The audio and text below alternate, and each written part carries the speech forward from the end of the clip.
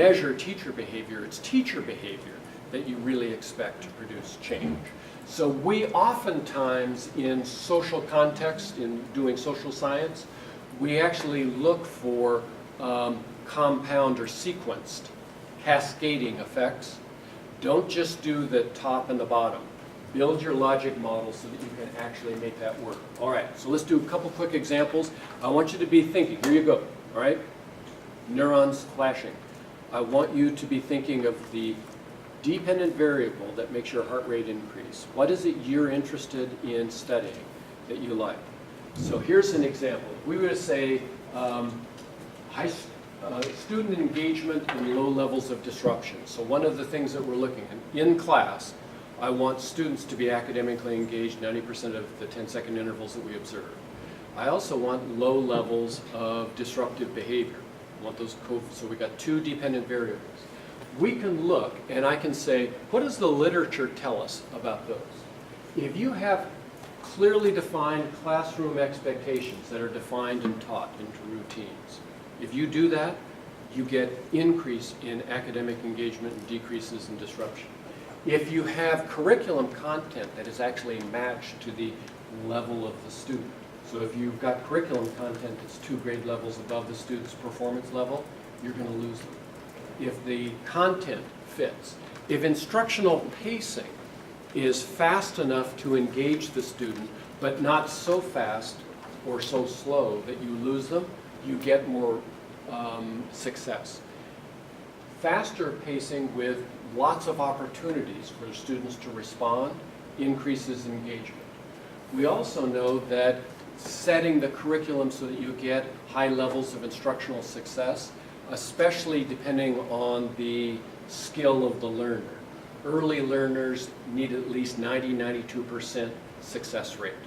Later learners, you can tease it out to about 75% success rate. If we don't maintain the success rate, we get changes. We can do that in the context of how the classroom fits within the school and how the school fits within the policies of the state, district, and region. Now, let's say we want to look at instructional pacing. I'm going to argue that if I can increase the instructional pacing, right? And instructional pacing, when I increase pacing, it's going to also increase opportunities to respond. So those are going to co-vary. When I get students engaging with the activity, it's more likely to keep them engaged in the work. Make sense? All right. So I'm going to write a research study that says I want to compare fast versus slow instructional pacing. Because instructional pacing and opportunities to respond are linked. They go together. Everything else needs to be held constant. Make sense? So if, for example, we were to write a research question based on this logic model, don't do it, just I want you to think, right? Research question, 4 features. Logic model. Define the dependent variable, the independent variable, functional relation, and what we're looking at is going to be a level change. There's the research question. Make sense? Okay. 2 minutes. I want you to do quickly a logic model. Start with your dependent variable. So I want you to actually write down your dependent variable, something that you know and love. Do it on the right side of the paper, not the left side, the right side. This is the place where left-handed people are suddenly excited. Finally, we're starting at the right place. All right, then I want you to say, given that you know, what are at least 3 variables that affect that dependent variable? What are at least 3 things that science tells us? Then I want you to say, what's the context? Am I dealing with families? Am I dealing with community? Am I dealing with classroom? Am I dealing with therapy session room? What am I dealing with? And then is there a larger social variable that affects the likelihood? Are there policies or situations? So the heat in this room would be here, right? All right. But the accessibility and the support that the university is providing would be here. All right, now I want you to think about an arrow, and I want you to select, of your variables, select one that you would actually manipulate. You can either deliver it, not deliver it. You can deliver a little bit or a lot. You can deliver it in blue or green. You can deliver it with different feedback mechanisms. There's lots of different things you can do. But I want you to think about a feature of one of these that you would actually manipulate. Draw the arrow and be able to identify what is the mechanism by which that manipulation would produce change. Is it through increased in rate of reinforcement? Is it through escape from aversive events? Is it increase in predictability of the events? We know, for example, kids with autism, we actually get heart rate stability in events that are highly predictable. In fact, they will kill to get access to predictability. So part of what we're looking for, what is it about the mechanism that actually works? Once you've done that, write the research question. Is there a functional relation between manipulation of this independent variable, change in that dependent variable? And then I want you to look and say, what kind of change are you looking at? If you're looking at literacy or numeracy, the change is in most cases going to be a shift in slope or trend, not a change in level. If you're looking at a biometric, it could easily be change in variability. If you're looking at social behavior, in most cases what you're looking at is level or a combination of level and variability. The point is, I want you to be able to write it so you're looking at functional relation between change in the independent variable and the dependent variable.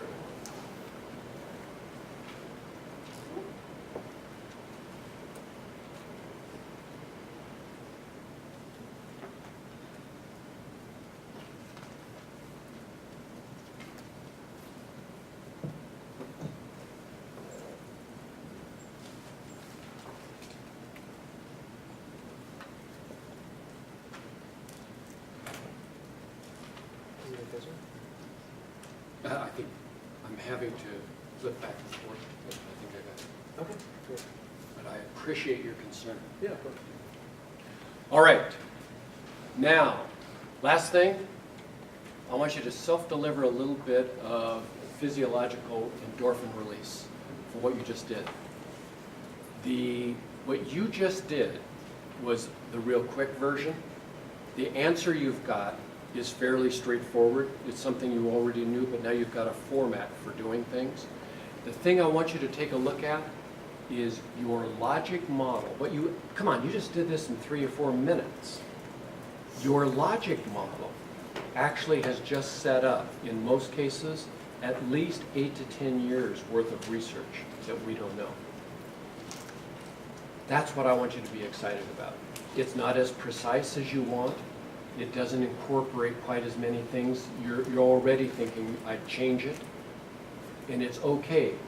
3 people doing a logic model are going to come up with slightly different variables. That is going to be just fine. The point is now your science is going to be driven by a conceptual structure that will actually allow you to use single case methods well. All right? So the quick digression that we did quick digression, research questions, logic models. Any questions? Listen, these are whole day events. We could spend all day just doing logic models, right? And we would get into much greater depth. But the key thing that I want you to do is I don't want to talk about analysis of scholarship unless we talk about where it's coming from. All right, moving forward. We have 20 minutes. 20 minutes that we're going to do. I want to deal with, here's the big picture that we're going to look at, and we're going to, in the next 20 minutes, deal with this row up here. And I want you to master a skill. Skill I want you to master is what are the critical design features that would meet IES standards.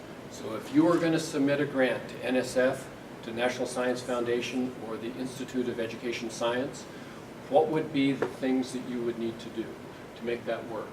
So in terms of evaluating a research design, if you were to evaluate a design, here's what we're going to argue.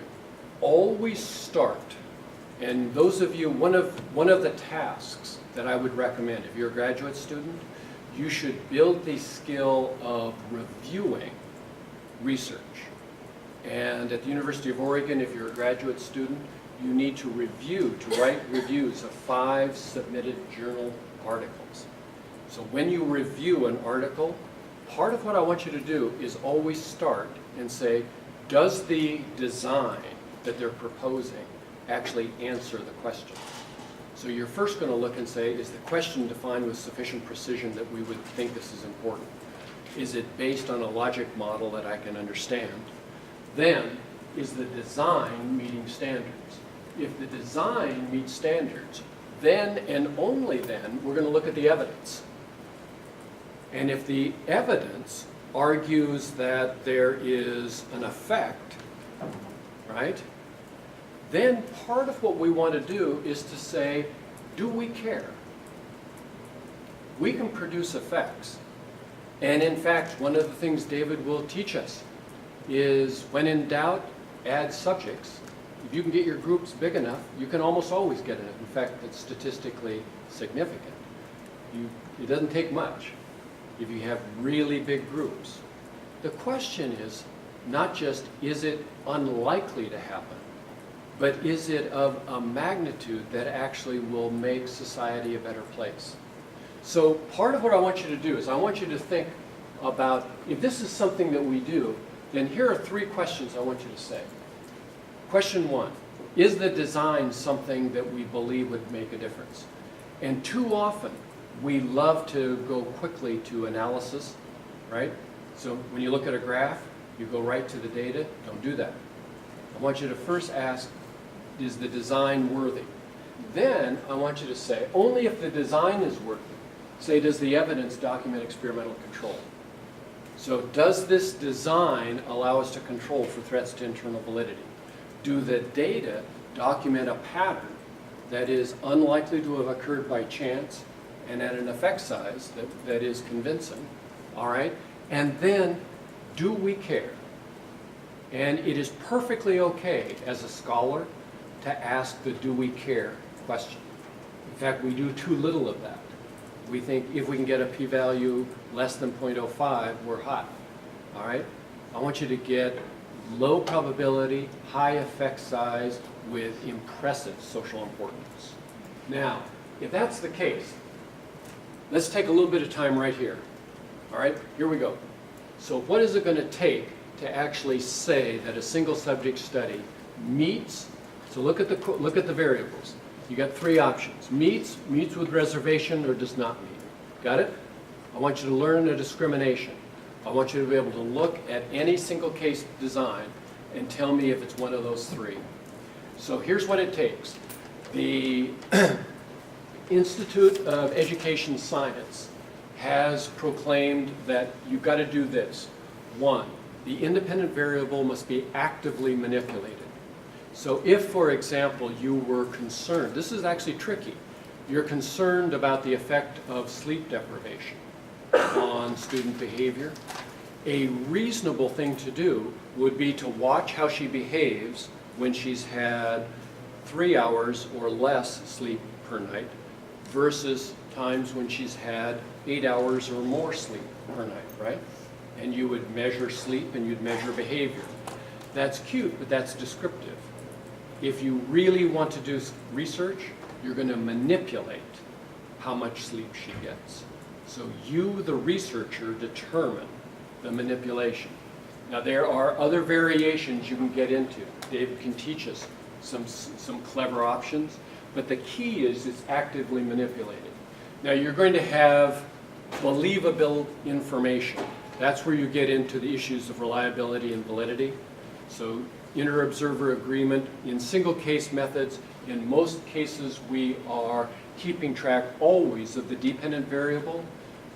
If the independent variable is more complicated, we also measure the independent variable. So you measure treatment integrity as well as measuring the dependent variable.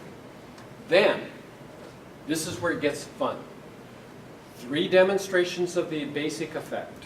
And so I want you to learn the concept of basic effect. 3 demonstrations of basic effect, each at a different point in time.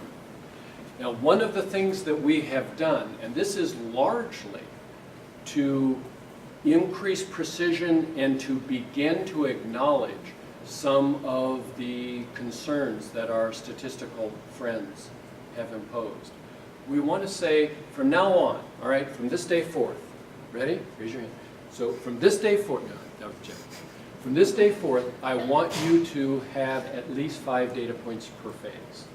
Now, there will be some cases where you're going to make the argument you don't need that. Maybe you've got a kid who's engaging in self-injury or something of that nature. But the vast majority of studies that you run, you're going to be able to have at least 5 data points per phase. The reason is I want you to be able to demonstrate an effect. The caveat to that is it's not 5 data.